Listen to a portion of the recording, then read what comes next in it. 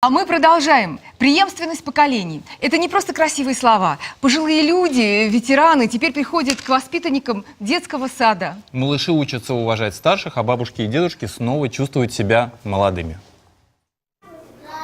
Здравствуйте, ребятки, здравствуйте, какие вы хорошие. Душевные чаепития, чтение сказок и даже танцы в гостиной. Постояльцы дома престарелых и воспитанники детского сада несколько часов в неделю проводят вместе. Бабушки и дедушки участвуют в воспитании детей, а малыши готовят для них рисунки и представления. От общения с детьми приходит много радостные моменты приходят и становится как-то более раскованным,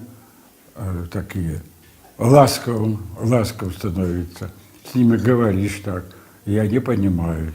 Ветеран войны Степан Семенович Скуратов живет в доме для пожилых людей 9 месяцев. Приехав сюда, даже ходить не мог. А теперь с удовольствием каждый день гуляет по несколько километров. На пути к дому обязательно заходит в детский сад. Там он всегда желанный гость. Первый, второй раз приходишь, уже говорит: кто идет? Степан Семенович, откройте.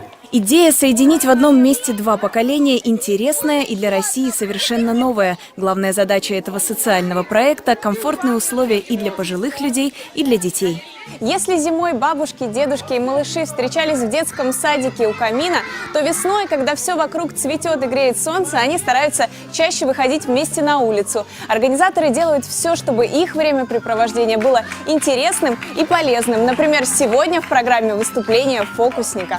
Проекту меньше года, но он уже приносит плоды. Малыши и пожилые люди положительно влияют друг на друга. Дети учатся уважать старших, а бабушки и дедушки молодеют на глазах. Мы хотим интегрировать поколения в жизнь друг друга с тем, чтобы пожилым людям дать дополнительный какой-то стимул для эмоционально окрашенной, положительно эмоционально окрашенной жизни, а из детей вырастить тех толерантных молодых людей, взрослых людей, которые сумеют воспитать уже своих детей с уважением и к старости, и к какой-то иногда потере дееспособности. Для деток, чьи бабушки и дедушки далеко, опека и забота старшего поколения очень важна. В свою очередь, старики, которые лишены постоянного общения с родными внуками, как никто другой нуждаются в детском внимании. Здесь пожилые люди не чувствуют себя одинокими. Малыши с удовольствием делятся с ними искренностью и бесконечной энергией.